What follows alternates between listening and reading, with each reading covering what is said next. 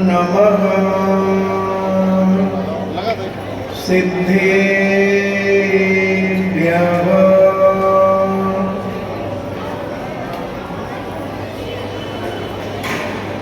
ॐ नमः सिद्धेभ्यः।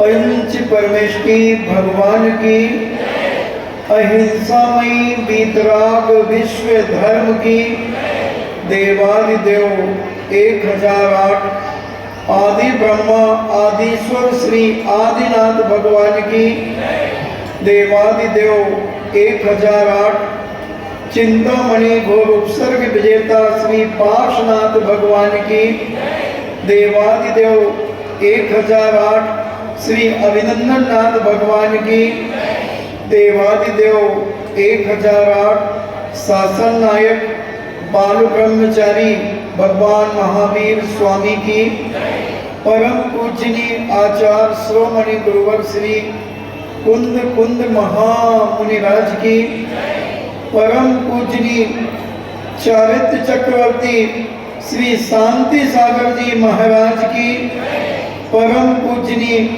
आचार्य श्रोमणि गुरुवर श्री ज्ञान सागर जी महाराज की परम पूजनीय आचार्य श्रोमणि गुरुवर श्री विद्या सागर जी महामुनिराज की परम पूजनीय निर्यापक श्रमण मुनि श्री सुधा सागर जी महाराज की पूज्य श्री पूज्य सागर जी महाराज की।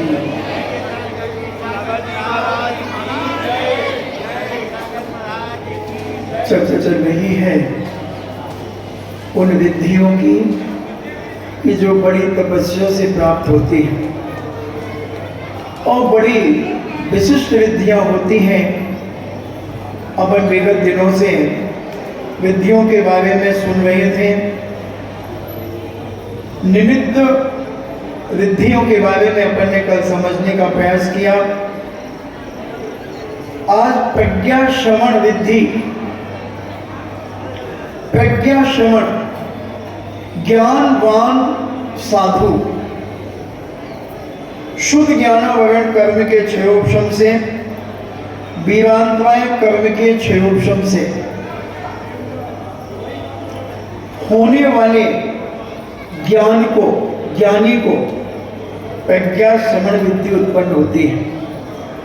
ये जरूरी नहीं है कि तुम बहुत पढ़ते हो तो तुम्हें ज्ञान हो जाए। पहले तुम्हारे ज्ञान को प्राप्त करने के लिए ज्ञान शुद्ध वर्णी, शुद्ध ज्ञानावरण का क्षयोपशम होना चाहिए। दूसरों के ज्ञान में जो व्यक्ति विघ्न डालता है, उन व्यक्तियों को बहुत पढ़ने के बाद भी ज्ञान नहीं होता। विघ्न कैसे डालते हैं?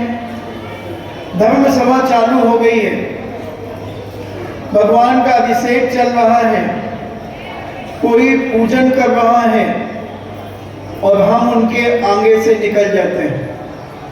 धर्म सभा चल रही है और हम बीच में घुस करके बैठ जाते हैं। कोई पढ़ रहा था, हमने लाइट बंद कर दी। कोई पढ़ रहा था, हमने उसकी पुस्तक छुपा दी। तो ऐसे अनेक अनेक जो ज्ञान में विघ्न डालते हैं, उन व्यक्तियों को कितना भी पढ़ लें उन्हें ज्ञान नहीं होता, फेल हो जाते हैं। बहुत तैयारी कर लेंगे, बहुत तैयारी करेंगे, मगर जब एग्जाम का समय आएगा वो सब भूल जाएंगे। पूज्य मुनि श्री सुधा सागर जी महाराज एक घटना सुनाते हैं अपने कॉलेज लाइफ की। सागर यूनिवर्सिटी में जब वो पढ़ते थे तो दो मित्र एक ही क्लास में थे और एक ही रूम में रहा करते थे। दोनों ट्यूशन पढ़ते थे और दोनों एक दो नंबर से आगे पीछे हुआ करते थे। एक विद्यार्थी के मन में ईर्ष्या जागी कि ये मुझसे आगे क्यों निकलता है। उसने कल पेपर है और आज रात्रि में दोनों ट्यूशन पढ़ करके आए और उसने उसकी एक किताब जिसका कल पेपर था वो किताब लेकर के कुएं में फेंक दी। अब वो ट्यूशन के बाद थोड़ा सा रेस्ट कर रहा था, उसने देखा मेरी किताब नहीं मिली। बोले मेरी किताब रूम से कहाँ चली गई? मुझे क्या मालूम तेरी किताब कहाँ चली गई? बड़ा दुखी हो गया, बाजार में गया तो परीक्षाओं के समय पे किताबें बहुत मुश्किल से मिलती हैं, नहीं मिली। सर के पास गया, सर ने उसे अपनी पढ़ाने वाली पुस्तक दे दी, लो बेटे इससे पढ़ो। उसने पढ़ा और कल 11 बजे से मान लो पेपर है, वो लड़का 10 बजे तक बिल्कुल ठीक है जिसने किताब कुएं में फेंकी थी।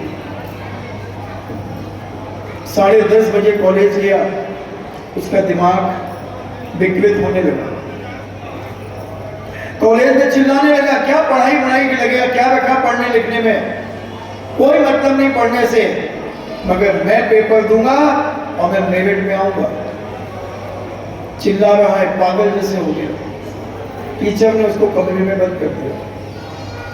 पेपर 2 बजे छूटा और 2:30 बजे वो बिल्कुल ठीक हो गया। फेल कौन हो गया? कर्म तत्काल उदय में आ गया। इसलिए मेरी प्यारी माताओं बहनों, ये हमेशा ध्यान रखना। पहले तो 2 लोगों की गलतियां हैं इसमें। जो भी जहां बैठते हैं उनको बीच में जगह नहीं छोड़ना चाहिए। अगर आप बीच में जगह छोड़ते हैं तो दूसरे जो अज्ञानी जीव होते हैं वो बीच में घुसते हैं, तो कर्म बंद उन्हें होता है, क्योंकि वो तुम्हारे सामने आकर के निकलेंगे। तुम्हें उतनी देर दर्शन से तुम वंचित रहोगे, तुम्हारा मन खराब होगा, क्योंकि तुम्हारे आगे से जब कोई निकले तो तुम्हें कैसा लगता है?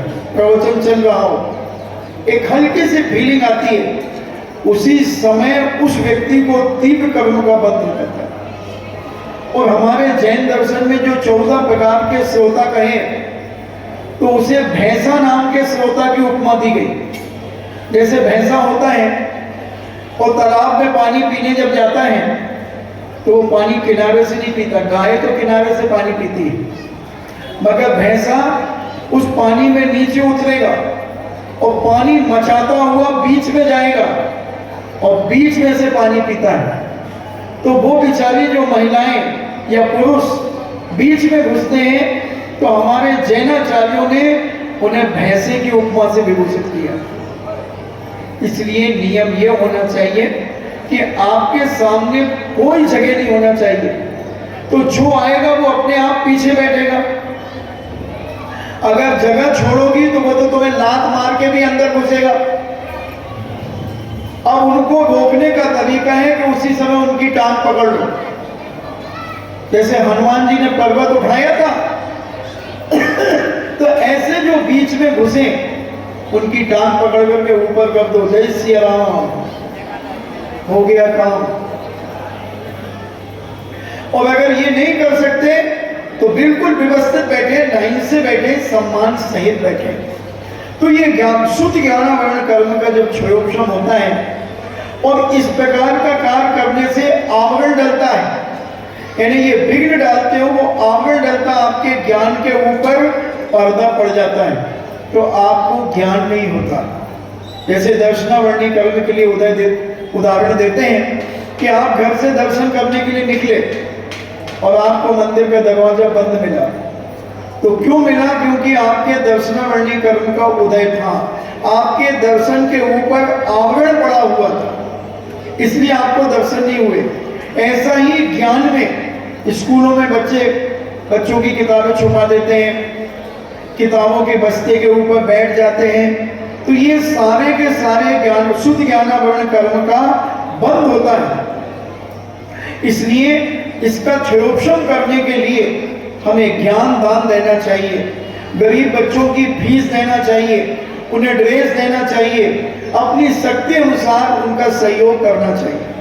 ट्यूशन की फीस दे दो, स्कूल की किताबें दे दो, अगर आप सक्षम हैं तो, और नहीं है तो हे भावना भाव के हे बचपन, सारी दुनिया में लोग सम्यक ज्ञान को प्राप्त करें, अच्छे से अध्ययन करें और अपने जीवन में ज्ञान की वृद्धि करें, ऐसी मेरी भावना है। तो भी आपको पुण्य मिलेगा। इससे ढाक ले, नहीं तो पुण्य और कम हो जाएगा। मर्यादा के विहीन से भी कर्म बंद होता है। और वीरान का एक कर्म का क्षोभम, यानी शरीर में शक्ति, पढ़ने की शक्ति, लिखने की शक्ति। अभी तत्वाव सूत्र लिख रहे हैं बहुत सारे लोग। अभी मैंने देखा 749 लोग तत्वाव सूत्र लिख रहे हैं। 749 लोग। अब कोई थक जाता है, कोई एक बार लिखने में 6-7 घंटे लग रहे हैं, उनकी शारीरिक क्षमता कम है, यानी वीरांताएं कर्म का क्षोभम उनका कम है।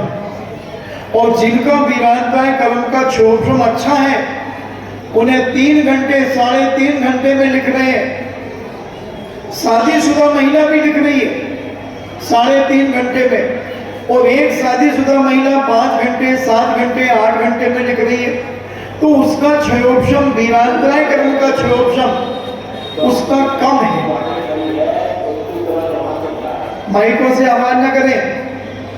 तो ये शक्ति चाहिए, वीरांताएं कर्म का क्षयोपशम चाहिए। और जब ये शुद्ध ज्ञानावरण और वीरांताएं कर्म का क्षयोपशम दोनों का जब क्षयोपशम होता है, तब प्रज्ञा श्रवण विद्धि उत्पन्न होती है। ऐसे जो मुनिराज प्रज्ञा श्रवण, ऐसे महर्षि बिना अध्ययन किए पढ़ते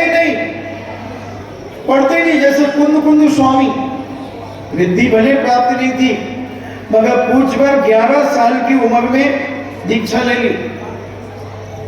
और 11 साल की उम्र में दीक्षा लेने के बाद मुनि बन गए, और मुनि बनकर के 84 पाहुड़ लिखे, जैसे पूज्य समय सार ग्रंथराज, नियम सार ग्रंथराज, अष्टपाहुड़, प्रवचन सार, और ऐसे 84 पाहुड़ उन्होंने लिखे। कहां से आया वो सारा का सारा ज्ञान? पूर्व जन्म में बड़ी विनय के साथ में स्वाध्याय किया होगा, विनय के साथ में पढ़ा होगा। विनय मोक्ष द्वारम, और जो विनयशील व्यक्ति होता है वो मोक्ष का द्वार खोल लेता है। जितनी विनय से, श्रद्धा से हम पढ़ेंगे, चाहे वो स्कूल कॉलेज की पढ़ाई हो, चाहे धर्म की पढ़ाई हो, बहुत शुद्धि पूर्वक हाथ पैर धो करके तत्वासूल लिखना चाहिए। स्कूल की कॉलेज की पढ़ाई भी हाथ पैर धो करके, मुंह साफ करके पढ़ना चाहिए। पैर लटका करके नहीं पढ़ना चाहिए, बैठ करके पढ़ना चाहिए, ऐसी चौकी लगा करके पढ़ना चाहिए, चटाई बिछा करके पढ़ना चाहिए। ये पाश्चात्य संस्कृति स्कूलों में प्रवेश कर गई। जूते मोजे पहन करके बच्चे स्कूलों में पढ़ते हैं, इसलिए शाब्दिक ज्ञान तो हो जाता है, मगर कॉलेज में जाके नॉलेज तो प्राप्त हो जाता है, मगर नोइंग प्राप्त नहीं होती। और उस नोइंग के अभाव में बच्चा ज्ञान की विनय नहीं करता, इसलिए वह लड़ाई झगड़े हुड़दंग कॉलेजों में ये चलती चली जाती। पढ़ने वाले बच्चे जो विनयशील पढ़ते हैं, वो बहुत आदर्श जीवन जीते हैं, वो किसी प्रकार की हरकत अपने पढ़ाई जीवन में नहीं करते। तो ये प्रज्ञा श्रवण या रिद्धि उन्हें प्राप्त हो जाती बिना अध्ययन किए।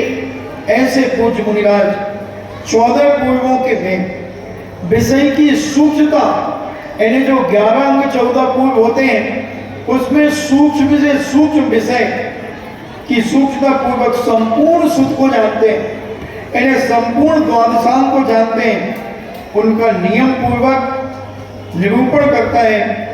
उसकी बुद्धि को प्रज्ञा श्रवण विद्धि कहते हैं। ऐसे मुनिराज की बुद्धि को प्रज्ञा श्रवण विद्धि कहते हैं। वह औत्पत्ति की, परिणाम की और बैनकी और कर्मजा, इन 4 नाम वाली जानना चाहिए। अब वो बताएंगे पूर्व भाव में शुद्ध के प्रति यानी ज्ञान के प्रति की गई विनय से उत्पन्न होने वाली जो रिद्धि प्राप्त होती है वो औत्पत्तिकी कहलाती है, और निज निज जाति विशेष में उत्पन्न हुई पारिणामिकी द्वादशांग शुद्ध के योग्य विनय से उत्पन्न होने वाली वैनिकी यानी विनय पूर्वक जिन्होंने पूर्व जन्मों में अध्ययन किया है, ज्ञान प्राप्त, जैसे मान लो इस जन्म में आप लोग अध्ययन करते हैं कॉलेज का, स्कूल का, धार्मिक, और उसको बड़ी शुद्धि पूर्वक कुछ स्थान बताए हमारे जैनाचार्यों ने कि पढ़ते समय वहां हाथ नहीं लगाना चाहिए, साइड में कांकरी जो अपन क्या बोलते हैं यहाँ हाथ नहीं लगाना चाहिए, घुटनों में हाथ नहीं लगाना चाहिए, मस्तक को बार बार खुजलाना, मस्तक में हाथ नहीं लगाना चाहिए, हाथ पढ़ते समय सीधे होना चाहिए, लिखते समय यूं, और पढ़ें तो आप यूं करें। ये ज्ञान मुद्रा कहलाती है, और इस ज्ञान मुद्रा का प्रयोग करके आप पढ़ें और विनय पूर्वक पढ़ें। आपकी नाभि से ऊपर आपकी पुस्तक होना चाहिए, ग्रंथ होना चाहिए।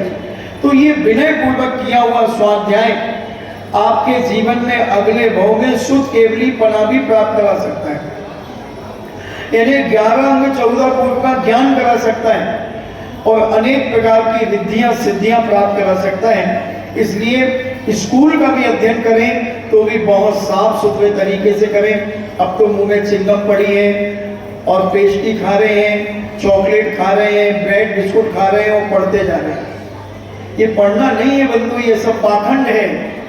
इससे आपके जीवन का विनाश ही होना है, कोई फायदा नहीं होगा। केवल किताबी कीड़े बनोगे और मर करके उसी किताब में दीमक बन करके जियो। और जो विनय पूर्वक पढ़ता है, श्रद्धा से पढ़ता है, उसका दिन दूना रात चौगुना ज्ञान बढ़ता है। और जैसे जैसे ज्ञान बढ़ेगा वैसे वैसे उस व्यक्ति का विनय बढ़ेगा, वो विनयशील होता चला जाएगा। बड़ों का भी विनय करेगा, छोटों का भी विनय करेगा, सबका विनय करेगा और सबकी इज्जत करेगा और बहुत नम्र होता जाएगा, बहुत धीरे बोलना शुरू करेगा। उत्तेजना तो आएगी ही नहीं जो सही तरीके से पढ़ता है।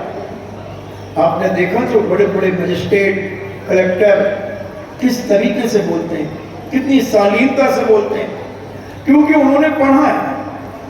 हम तो जैसे चाहे डिग्री चाहिए, चाहे चेकिंग से हो, चाहे बुंदेलखंड कॉलेज से मिल जाए, कहीं से भी मिल जाए, डिग्री मिल जाए जिसमें लड़की मिल जाए, और लड़कियां भी वही नौटंकी करती कि लड़का मिल जाए। अभी तो हंस रही थी, अब हंसो, लड़कों के नाम पे तो बहुत जल्दी, अब हंसो हंसो। छोरियां भी कितनी बदमाश है। तो ये ऐसी रिद्धियां प्राप्त होती हैं वैनिकी और उपदेश के बिना ही विशेष तप की प्राप्ति से अविनिर्भूत हुई चौथी कर्मजा प्रज्ञा श्रवण विद्धि समझनी चाहिए। यानी विशेष तपस्या के प्रभाव से जो ध्यान में बैठ जाते हैं, उपवास आदि करके, ऐसे छुपके नहीं बैठते ध्यान में कि दरवाजे बंद कर लिए और ध्यान में बैठ गए। नहीं, ध्यान में बैठेंगे दूर से लोग उन्हें देख सके कि महाराज ध्यान में बैठे। ऐसे तपस्वी मुनिराज को ये विद्धियां, कर्मचा विद्धि, प्रज्ञा श्रवण विद्धि उन्हें प्राप्त हो जाती है। प्रत्येक बुद्धि जिसके द्वारा गुरु के उपदेश के बिना ही कर्मों के उपशम से सम्यक ज्ञान और तप के विषय में प्रगति होती है, पर प्रत्येक बुद्धि कहलाती है। गुरु महाराज ने जो उपदेश दिया है उसको बहुत विनय पूर्वक सुनना, श्रद्धा से सुनना और ग्रहण करने का भाव अपने जीवन में बनाना, और वह उससे सम्यक ज्ञान उनके उपशम होता है। गुरु के उपदेश के बिना ही, यानी गुरु के उपदेश भी नहीं मिले मगर तपस्या के माध्यम से उनके कर्मों का उपशम से सम्यक ज्ञान और तप के विषय में, यानी तप में प्रगति होती है, उसे प्रत्येक बुद्धि रिद्धि कहलाती है। बाधित्व विद्धि ये कैसे प्राप्त होती है? जिस विद्धि के द्वारा कोई भी दुनिया का आदमी कैसा भी प्रश्न कर ले, XYZ किसी भी मजहब का कर ले, विपक्षियों को बहुत भारी कैसा भी बात विवाद करने वाला आ जाए, उन सबको परास्त कर देता है, जिनको ये बाधित विधि प्राप्त होती है। और बहुत भारी बात विवाद करने वाले व्यक्ति को भी निरुद्ध कर दिया जाता है, जैसे अकलंक स्वामी, पूज्य अकलंक स्वामी, समन्वय स्वामी डंका बजाते थे कि आ जाओ जिसे वाद विवाद करना है। घंटे होते थे पहले और मंच होते थे, क्योंकि उस समय बौद्ध का बोलबाला बहुत ज्यादा था। भगवान महावीर स्वामी के समय भी बौद्ध का बोलबाला था, मगर भगवान के केवल ज्ञान के प्रभाव से थोड़ा उतना नहीं फैल पाया। मगर उनके मोक्ष जाने के बाद, जब केवली अंतिम श्रीधर केवली मोक्ष जाने के बाद फिर केवल ज्ञान जब समाप्त हो गया, पंचम काल चालू हो गया था, तब उस समय बात विवाद होते थे कि मेरा धर्म बड़ा, वो कहते मेरा धर्म बड़ा। तो समन्वय स्वामी अपनी पिछी के माध्यम से डंका बजाते थे कि आओ जो भी मुझसे वाद विवाद करना चाहता है वो आ जाए, और परास्त कर देते थे उन वाद विवादियों को। पूज्य अकलंक स्वामी, कभी उनके बारे में पूरा विस्तार से बताऊंगा। तो ऐसे अकलंक स्वामी आदि बहुत सारे आचार्य हुए जो न्यायाचार्य हुए, न्याय और दर्शन में ज्ञानवान थे। उन्होंने अनेक दर्शनकारों को परास्त किया, निरुद्ध कर दिया, और परद्रव्यों की गवेषणा परीक्षा करते, दूसरों के बारे में खोजते थे कि इनकी कमियां क्या हैं, क्योंकि बिन जाने व दोष गुणन को कैसे गई तजिए।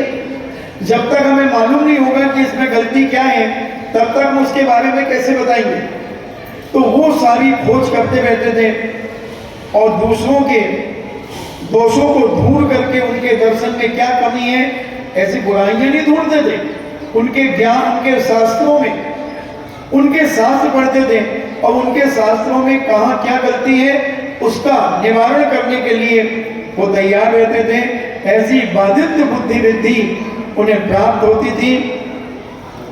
अब विक्रिया वृद्धि की चर्चा अपन कल से करेंगे कि किस प्रकार की विक्रिया आचार्य महाराज मुनिराज मनाते हैं, बना करके और क्या क्या प्रभाव होता है, वो सारी की सारी चीजें अपन समझने का प्रयास करेंगे। आज पूज्य शांति सागर जी महाराज के जीवन में क्या क्या उपसर्ग आए और उन्होंने क्या क्या प्राप्त किया, उन्हीं के संक्षिप्त जीवन चरित्र के ऊपर एक प्रश्नोत्तरी लेखन प्रतियोगिता की गई थी, जिसका पारितोषिक वितरण आज होगा। अच्छा, आज दादा मूछ वाले दादाजी ने बता दिया कि जी रखे थे। तो पूज्य शांति सागर जी महाराज का जन्म भोज के निकट एलगुल बेल गांव में हुआ था। आषाढ़ कृष्णा छठ विक्रम संवत 1929 सन 1872 को बुधवार को हुआ था, इसलिए बुधवार को प्राइज बट रही। कैसा योग संयोग बना, और 1972 में भी 9 अंक बनता है और 9 प्राइज बटेंगे। ये सब अपने आप योग संयोग बन जाता है। उनकी क्षुल्लक दीक्षा ज्येष्ठ सुदी 13 सन 1915 में हुई, सन में, और उसके बाद उनके क्षुल्लक दीक्षा गुरु जो थे देवेंद्र कीर्ति सागर से ली थी।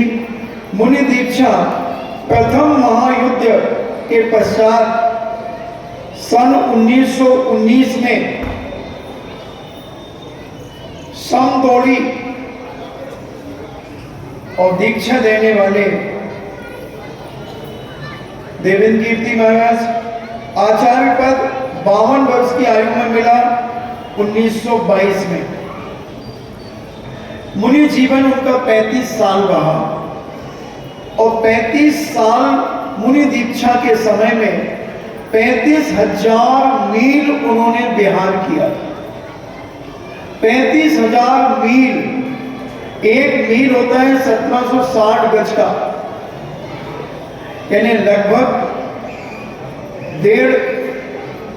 1585 मीटर, क्योंकि 90 सेंटीमीटर का एक गज होता है और 1760 गज का एक मील होता है। और मील का अगर हम किलोमीटर में बदलें तो 1585 मीटर लगभग होते हैं। ऐसा उन्होंने 35,000 मील विहार किया। उपवास 35 साल की मुनि अवस्था में 9,938 उपवास किए। 38 हो गए तुम्हारे उपवास? तुमने 38 तो कभी नहीं होंगे, नहीं किए? अरे भाई 38 तो कर लो रे, आखिरी संख्या के। कुछ वक्त देखें कितने उपवास करते थे। और उपवास की संख्या होती है 35 साल की मुनि अवस्था में 25 वर्ष 7 माह उपवास में निकल गए और 9 वर्ष 5 माह तक आहार किया। और तुम खबोड़े एक दिन में 9 बार, कोई गिनती नहीं है कि कितने बार खा ले। ऐसे महापुरुषों के जीवनों को पढ़ करके अपने आप में विचार करना चाहिए कि हे भगवान, हम कितना खाएंगे, कब से खा रहे हैं और कर क्या रहे हैं? यहाँ खाना, यहाँ पाखाना, यहाँ खाना, यहाँ पाखाना। सारी एनर्जी कहाँ जा रही है? पाप में ही तो जा रही है। उपवास करने की आदत हर व्यक्ति को डालना चाहिए। क्या पता कब कैसी परिस्थिति में फंस जाओ। कहीं ऐसी स्थिति में फंस गए जहां जंगल में गाड़ी पंचर हो गई, कोई मिलने जुलने वाला नहीं, मोबाइल बंद हो गया, सब कुछ हो गया और गाड़ी कोई आगे पीछे आ जा नहीं रही है। अब बोलो तुम क्या करोगे? तड़पोगे, हाय तौबा मचाओगे और भूखे मर जाओगे। और उपवास का संकल्प कर लिया, लो मैं चारों प्रकार के आहारों का त्याग करता हूं कल तक, और उस समय मरण हो गया, तो दुनिया की कोई ताकत तुम्हें स्वर्ग जाने से नहीं रोक सकती। तुम स्वर्ग में ही जन्म लो। बनाना चाहिए अपने जीवन में उपवास करने की आदत। ऐसे पूज्य शांति सागर जी महाराज एक अलौकिक साधना में उत्कृष्ट साधक थे और उन्होंने 15 अगस्त 1955 में 83 वर्ष में आहार का त्याग कर दिया था और 18 सितंबर रविवार को प्रातः 6 बजे ओम सिद्धाय नमः करते हुए इस शरीर का उन्होंने त्याग कर दिया। आचार्य महाराज के शरीर को भस्मीभूत करने के लिए, यानी उनके शरीर का दाह संस्कार करने के लिए जो सामग्री उपयोग में लाई गई थी वह 25 मन चंदन की लकड़ी, 1.5 मन घी, 30 मन नारियल के गोले एवं 3 बोरा कपूर। और गांधी जी के शरीर के दाह संस्कार में क्या लगा था? 15 मन चंदन, 2 मन धूप, 4 मन घी, एक मन नारियल। शांति सागर जी महाराज एक अलौकिक साधक थे। ये देश के नेता थे तो वो धर्म के नेता थे। वो युग के ऐसे लोहे पुरुष थे पूज्य शांति सागर जी महाराज कि उनका तो जितना भी बखान किया जाए वो सब थोड़ा है। बड़ी अलौकिक साधनाएं की। 8 फुट लंबा शर्फ 2 घंटे तक पूज्य शांति सागर जी महाराज से निपटा रहा। तुम्हें तो छुपली दिखा जाए ऊपर, क्या बोलते वो, उसको क्या बोलते हैं ऊपर, लैंटर पे, छत के नीचे कि भाई झुकने दिख जाए तो, और पूज्य शांति सागर जी महाराज के ऊपर 8 फुट लंबा 2 घंटे तक सर्प लिपटा रहा शरीर में। विचार करें बंधुओं, गोकाक की गुफा में अष्टमी और चतुर्दशी को उपवास मौन के साथ में करना, उस गुफा में शेर आदि हिंसक जानवर भी आया करते थे। गोकाक नाम की कोई दक्षिण में गुफा होगी, उस गुफा में अष्टमी चतुर्दशी को पूछ में बैठ जाते थे ध्यान में, तो शेर भी आता था और भी जंगली जानवर आकर के चले जाते थे उनके दर्शन करके। हमारे पूज्य मुनि सुधा सागर जी महाराज भी 1990 में मुक्तागिर के अंदर जब वो 16 कारण कर रहे थे, एक उपास एक आहार करते थे, सुबह 7 बजे चले जाते थे और शाम को 6 बजे ऊपर पहाड़ी पर जाकर के ध्यान में बैठे रहते थे। आचार्य जी ने मना कर दिया था कि रात को तुम्हें वहां रुकना नहीं, शाम को नीचे आना पड़ता था गुरु आज्ञा से। तो ऐसे साधक बहुत दुर्लभ होते हैं बंधुओं। तो पूज्य शांति सागर जी महाराज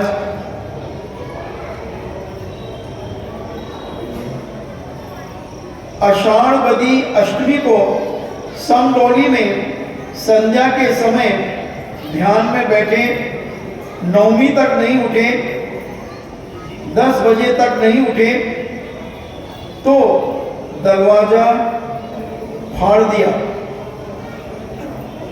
तो ध्यान में बैठे मिले। इस्लामपुर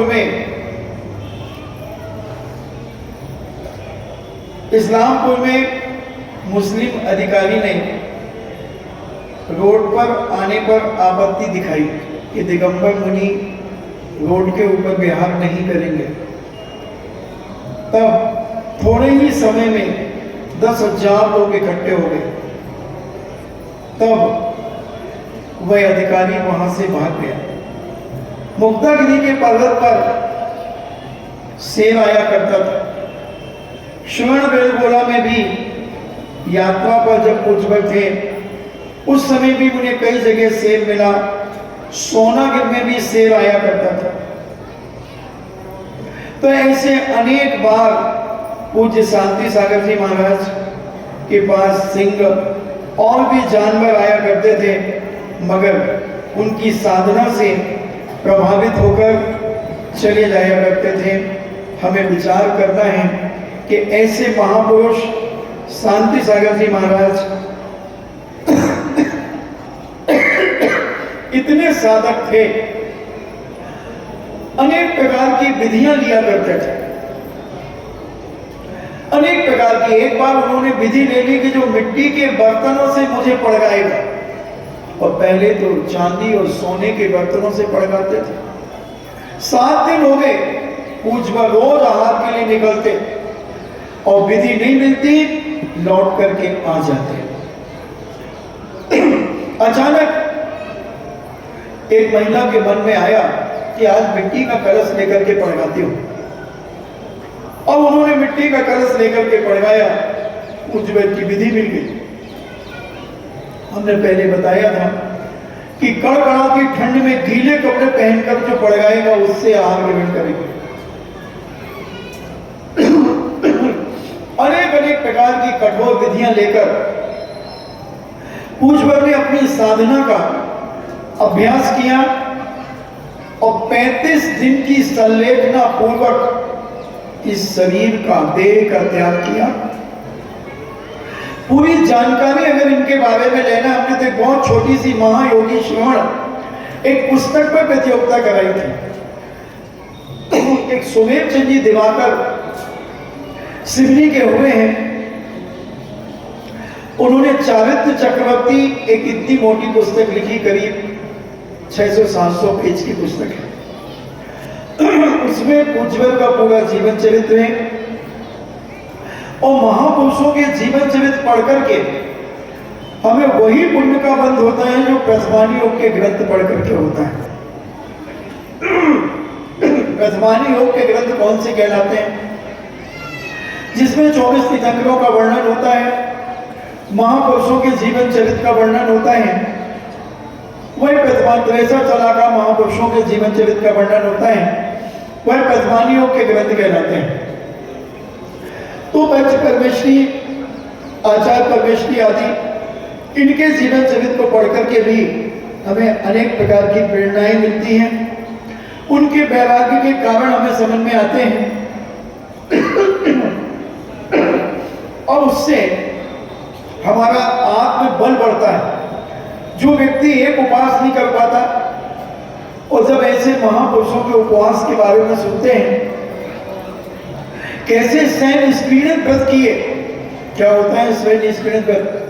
एक उपवास एक आहार, 2 उपवास एक आहार, 3 उपवास एक आहार, 4 उपवास एक आहार, 5 उपवास एक आहार, 6 उपवास एक आहार, 7 उपवास एक आहार, 8 उपवास एक आहार, 9 उपवास एक आहार, 10 उपवास एक आहार, 11 उपवास एक आहार, 12 उपवास एक आहार, 13 उपवास एक आहार, 14 उपवास एक आहार, 15 उपवास एक आहार, 14 उपवास एक आहार, 13 उपवास एक आहार, 12 उपवास एक आहार, 11 उपवास एक आहार, 10 उपवास एक आहार, 9 उपवास एक आहार, 8 उपवास एक आहार, 7 उपवास एक आहार, 6 उपवास एक आहार, 7 उपवास एक आहार, 5 उपवास एक आहार, 4 उपवास एक आहार, 3 उपवास एक आहार, 2 उपवास एक आहार, 1 उपवास एक आहार। इसे स्वयं निष्पीड़ित व्रत कहते हैं। ऐसे उन्होंने 3 बार किए। बंधु क्या है 3 बार? हम तो एक उपवास में दूसरे दिनों संध्या को बिस्तर तो लगा दे, कहे मम्मी क्या आज उपवास है, कल ड्यूटी जा रही हमारी तो उपवास है आज। सोचना जरा, शक्ति तो बहुत है हमारे अंदर, मगर हम इतने बेईमान हैं कि अपनी शक्ति को छुपा लेते हैं। अगर जब पप्पू के पापा से झगड़ा हो जाए और उस दिन जब हमें नहीं खाने रोटी, जब हम थाली पे बैठे हो तुमने बड़वाओ हमने खे आज और जब धरी तुम्हें खा, उस दिन कहां से ताकत आती है मुझे बता दो। शाम तक नहीं खाती पट्टी और दूसरे दिन भी नहीं खाए और काम भी करेगी गुस्से में, पूरा काम करेगी, मुंह फुला करके करेगी और बेचारा पति के रहने दो, हल्ला नहीं करो, तुम नहीं बोलो हमसे, और काम करती रही। वो ताकत बता दो मुझे कहां से आई, बताओ कहां से आई वो ताकत? वो इससे सिद्ध है, ताकत तो है। जो आदमी गुस्से में उपवास कर सकता है वो शांति से भी उपवास कर सकता है, वो लंघन है। और जो उपवास है, उप यानी पास, अपनी आत्मा में वास करना, उसका नाम है उपवास। तो ऐसे पूज्य शांति सागर जी महाराज एक अलौकिक साधक, उनकी साधना के बारे में मैं क्या कह सकता हूं। ऐसे पूज्यवर शांति सागर जी महाराज के जीवन पर जो आधारित प्रश्नोत्तरी लेखन प्रतियोगिता हुई थी, उसके आज पारितोषिक वितरण होगा। डॉक्टर साहब माइक पर आ जाएं और ये पारितोषिक वितरण आप कराएं। पहले पुण्यार्चक का सम्मान कराएं, पुण्यार्चक को मोमेंटो भेंट करें।